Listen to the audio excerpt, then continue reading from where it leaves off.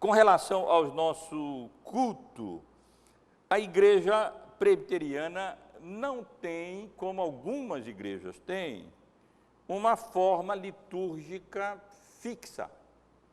Nós não temos um livro de orações, como, por exemplo, tem a igreja anglicana. Nós não entendemos que a Bíblia nos apresente uma ordem de culto fixa, nesse sentido. Primeiro tem que ser isso, depois tem que ser aquilo, depois tem que ser aquilo. Nós não vemos assim. Por isso a igreja presbiteriana, as igrejas reformadas, não têm um livro de oração nesse sentido, ou uma ordem litúrgica fixa, como alguns têm. O que nós temos são princípios litúrgicos, ou princípios de culto, bem estabelecidos, e que devem dirigir e devem nortear o culto cristão, o culto que nós prestamos a Deus na nova dispensação do Evangelho.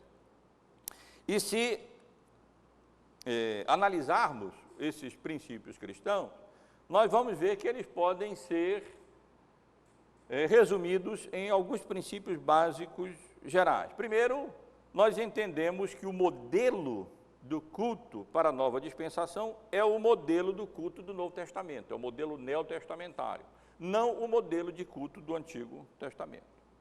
Nós cremos que a forma de culto altamente simbólica, pictórica, cerimonial, característica da antiga dispensação passou, não vale mais. Não se presta mais para servir de modelo para a nova dispensação do Evangelho.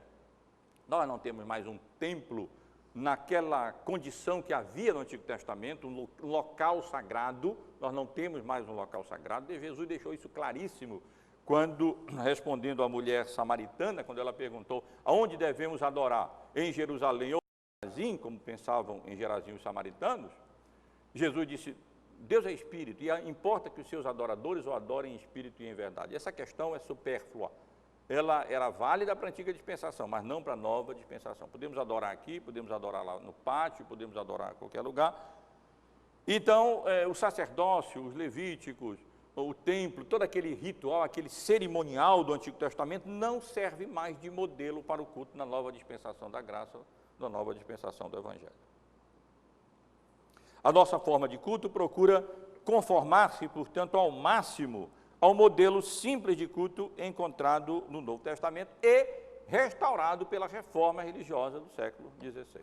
Nós sabemos como, no decurso da história da igreja, a igreja foi se afastando da simplicidade do culto do Novo Testamento, acrescendo uma série de cerimônias, de ritos, de liturgia, de vestes, de coisas que foram sendo agregadas ao culto, sem nenhum fundamento bíblico ou base bíblica, e os reformadores restauraram o culto à sua simplicidade original no Novo Testamento. Como mencionei há pouco, Deus é espírito, e importa que os seus adoradores o adorem em espírito e em verdade. Esse é um princípio que deve nortear o nosso culto. Nosso culto deve ser, no que diz respeito à forma, simples como era o culto do Novo Testamento. E os reformadores se empenharam muito no sentido de restaurar o culto na igreja à simplicidade original que deveria ter, conforme o modelo neotestamento, o modelo do Novo Testamento.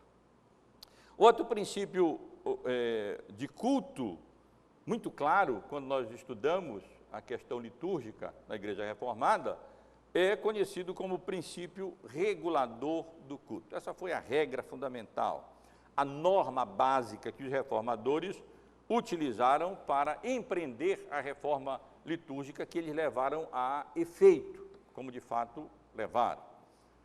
Era aquilo que eles chamavam de princípio regulador do culto. E esse princípio contrastava com outro princípio, o princípio conhecido como princípio normativo, que era o princípio utilizado pela Igreja Católica e o princípio utilizado pela Igreja Anglicana, no século XVII. Reformadores lutaram para reformar a Igreja no século XVI contra a Igreja Católica, e os puritanos lutaram para reformar o culto, a Igreja, no século XVII, especialmente naquele contexto da Igreja em que predominava a Igreja Anglicana. E enquanto os católicos e os anglicanos tinham um princípio de culto, que conhecido como princípio normativo, segundo o qual tudo aquilo que não fosse proibido nas Escrituras era permitido no culto. Esse era o princípio. Tal coisa é proibida nas Escrituras, fazer uma procissão, entrar em procissão aqui na igreja, como acontecia, ou aquelas vestes litúrgicas, ou então cerimônia de lava-pés, ou isso, aquilo outro. Isso era proibido nas Escrituras? Não. Então é permitido. Não estamos contrariando as Escrituras. E aí, então, isso dava margem para que uma parafernália enorme de ritos e cerimônias e práticas e vestes adentrasse no culto da igreja, como de fato aconteceu durante a igreja antiga e toda a Idade Média.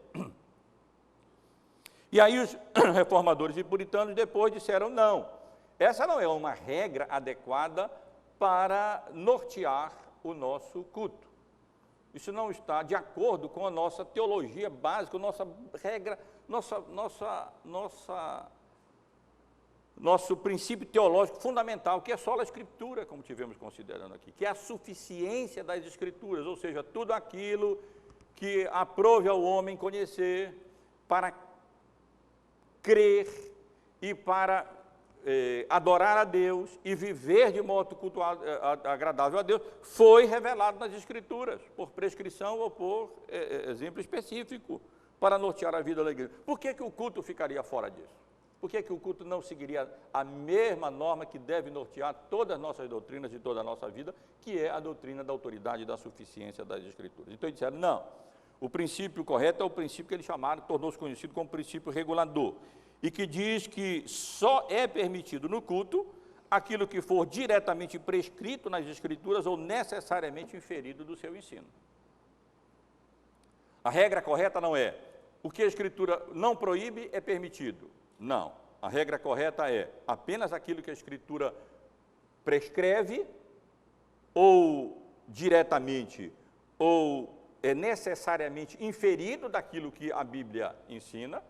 Nem tudo aquilo que deve nortear a nossa fé é diretamente prescrito, mas é necessariamente inferido pelo contexto, pelas passagens todas, que de fato deve ser assim, que tem caráter religioso. E essa é a regra geral, essa é a regra básica, sem dúvida alguma, que deve nortear o culto na Bíblia e conforme o ensino da nossa confissão de fé.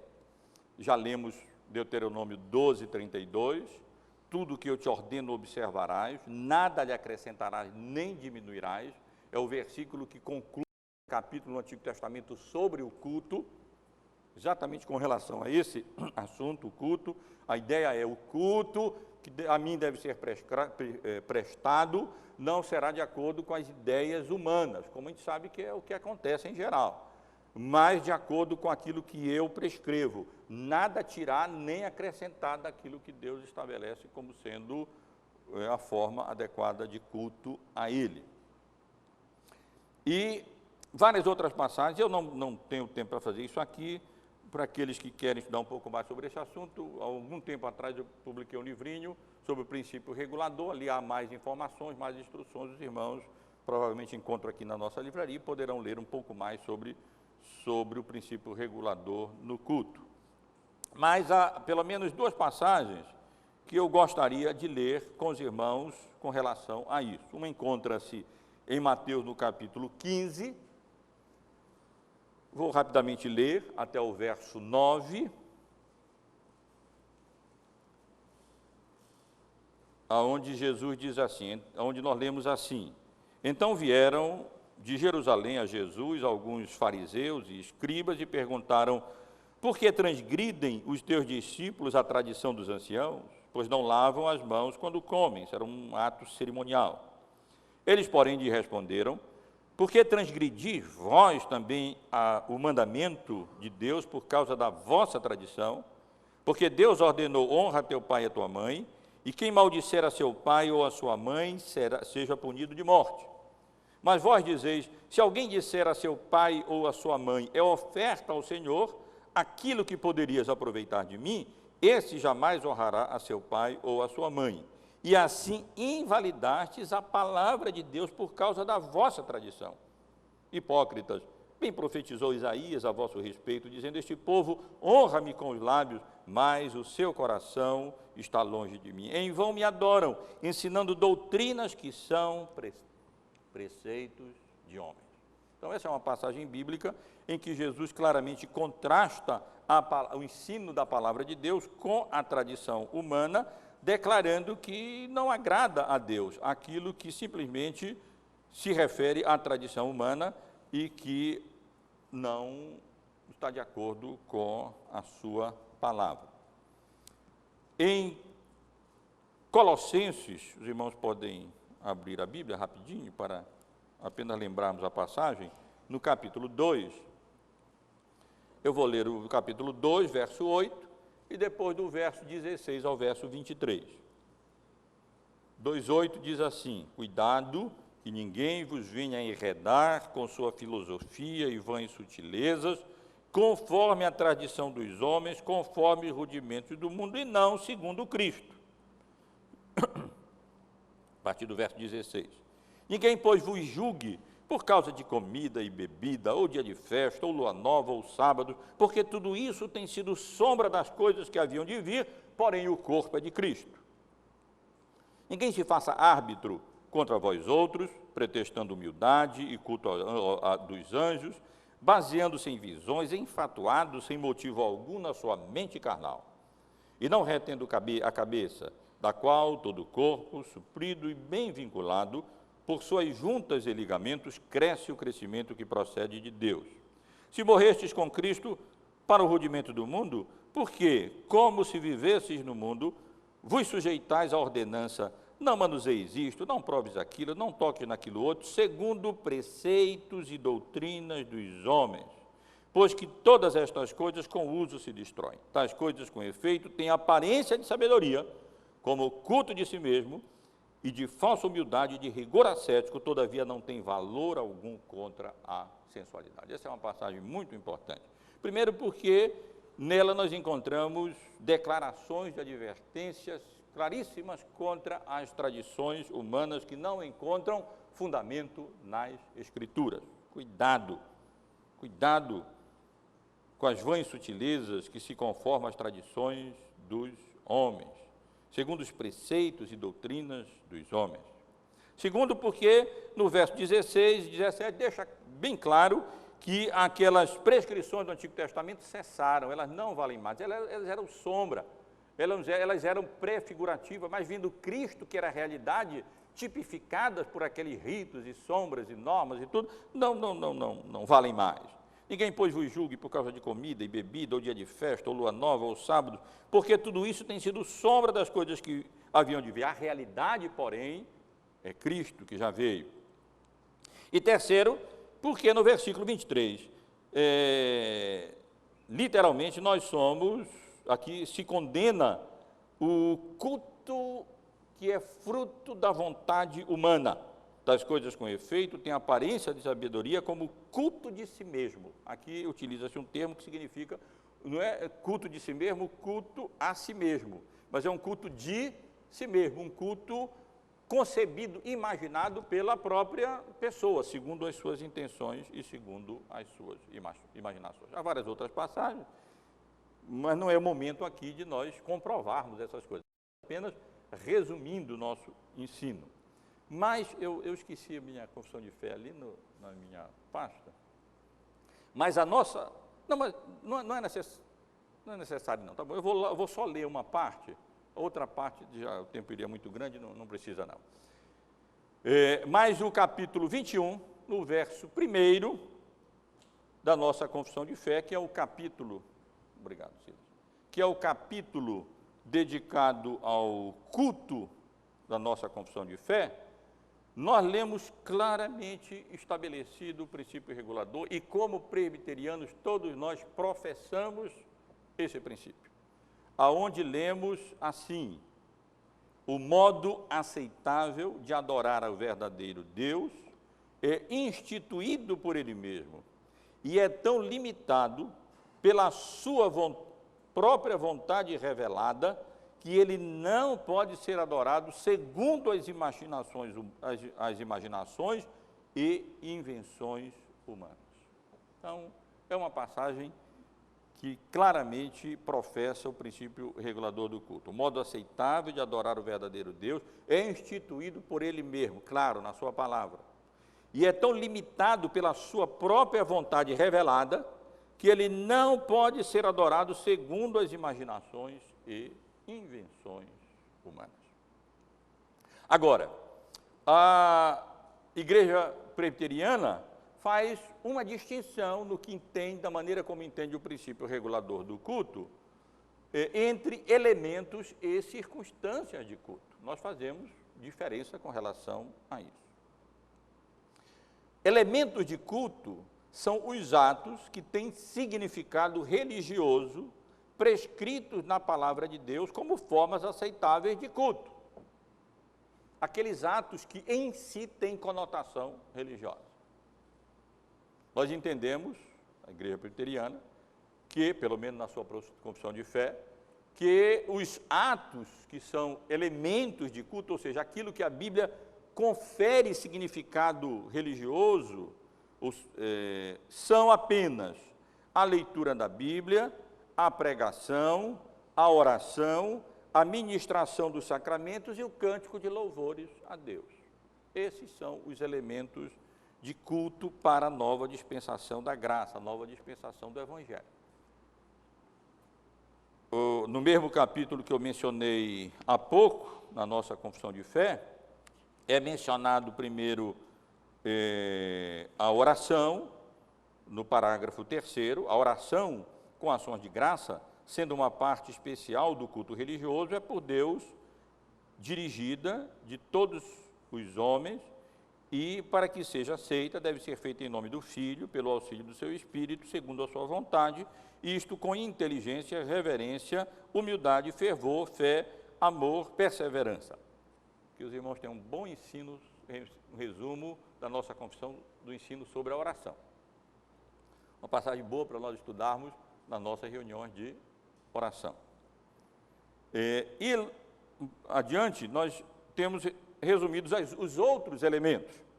A leitura das Escrituras, com santo temor, a pregação da palavra e a consciente atenção a ela, em obediência a Deus, com entendimento, fé e reverência, o cântico de salmos com gratidão no coração, bem como a devida administração e digna recepção dos sacramentos instituídos por Cristo, são parte do culto comum oferecido a Deus. Então, esses são os elementos que são aqui mencionados. A oração, a leitura das Escrituras, a sã pregação da palavra, o cântico de salmos, a devida administração e digna recepção dos sacramentos. Esses são elementos religiosos. Ninguém discute que são elementos religiosos. Quem discute que a oração é um elemento religioso próprio do culto público? Quem discute que a leitura da Bíblia, a pregação da Bíblia, é um elemento próprio de culto público? Quem discute que a ministração dos sacramentos é parte do culto público, que tem caráter religioso? E quem discute que... Podemos divergir com relação a quais são os sacramentos da Igreja Católica, ela entende que há vários outros, mas não que o batismo e a ceia do Senhor sejam, de fato, sacramentos. E o cântico de louvores a Deus, também não discutimos que esses são elementos legítimos de culto público. Outras coisas não são elementos de culto público, não tem caráter religioso. E tudo aquilo que aqui se atribui caráter religioso, mas que à luz da palavra de Deus, da vontade de Deus, não é religioso, isso chama-se superstição. Superstição. Esse sempre foi o ensino dos reformadores, dos puritanos, na tradição reformada. Então, se você, por exemplo, acha que fazer isso aqui tem algum significado religioso, isso é superstição, porque a Bíblia não ensina que isso tem significado religioso. Ou que simplesmente lavar pé de alguém no culto tem significado religioso, isso não, porque a Bíblia não ensina que tem significado religioso. Ou se, me ajudem, algum tipo de roupa especial, indispensável para o culto, se é indispensável é porque tem significado religioso. Então, não pode, não tem na realidade. Então, só aquilo que de fato tem significado religioso. Agora, nós fazemos distinção entre elementos de culto, que são os atos que têm significado religioso, e os elementos, antes de falarmos sobre as circunstâncias de culto, nós, como reformados, entendemos que há alguns elementos de culto ou atos de culto que são ocasionais, que são circunstanciais pela própria natureza deles. Por exemplo, juramentos religiosos, já estudamos sobre os juramentos, nós vimos que juramento, na verdade, ele é um ato de culto a Deus, quando nós prestamos, é legítimo, é apropriado.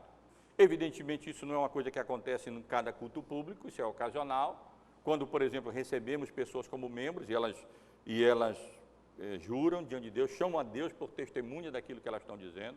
Ou então, quando alguém é recebido como um ministro do Evangelho, são atos extraordinários, são atos que não são regulares, não são normais, mas são ocasionais. Juramentos religiosos, atos, jejuns solenes e ações de graça em ocasiões especiais. Mas esses são elementos de culto excepcionais, especiais, que acontecem em ocasiões oportunas. Por exemplo, pode haver uma grande calamidade entre nós. Graças a Deus, moramos num local onde não há grandes calamidades. Não temos registro de secas grandes, de enchentes grandes, nem de furacão, nem de tornados, nem de pragas, outras coisas que muitas vezes assolam outras regiões e outros países. Mas esse é adequado e apropriado que, ocasionalmente ou circunstancialmente, nós convoquemos a igreja para um jejum solene em ocasiões especiais. Mas esses são atos, são elementos de cultos, vamos dizer, excepcionais. A nossa confissão de fé faz referência, no mesmo parágrafo que eu li há pouco, quando diz, além dos juramentos religiosos, votos, jejuns solenes e ações de graças em ocasiões especiais, os quais, em seus vários tempos e ocasiões próprias, devem ser usados de um modo santo e religioso. Então, regularmente nós temos os elementos de cultos legítimos, segundo a Bíblia e a nossa confissão, que são os que nós mencionamos acima, a leitura bíblica, a pregação, a oração, a ministração dos sacramentos e o cântico de louvores a Deus, e os elementos ocasionais, juramentos religiosos, votos, jejuns solenes e ações de graças em ocasiões especiais. Mas fazemos a distinção entre elementos de culto e circunstâncias de culto. Circunstâncias de culto são todas as demais coisas de caráter não religioso, mas necessárias à realização do culto. São coisas que não são religiosas em si. Elas não têm nenhum caráter religioso, nem devem ter, jamais. Apenas são coisas necessárias ao culto. Elas não são fixas, não fazem parte do culto, não sendo, portanto, especificamente prescritas nas Escrituras, mas devem ser ordenadas à luz da revelação geral, do bom senso cristão e dos princípios gerais das Escrituras. Exemplos: local de culto, horário, duração, ordem do culto, móveis, iluminação, vestes, som. Essas coisas não são elementos de culto. Na nova dispensação, por exemplo, vestes na antiga dispensação era elemento de culto, sim. Os sacerdotes tinham que estar vestidos de uma determinada maneira. Na nova dispensação não existe mais.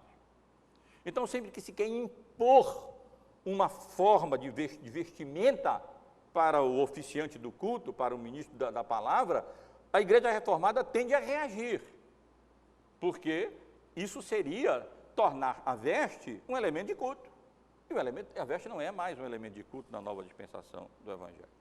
Sempre que se insistir que o culto tem que ser realizado no templo, e não em outro local que não poderia ser, nós temos não, porque o templo não é mais um elemento de culto na nova dispensação. Era na antiga, mas não é mais na nova.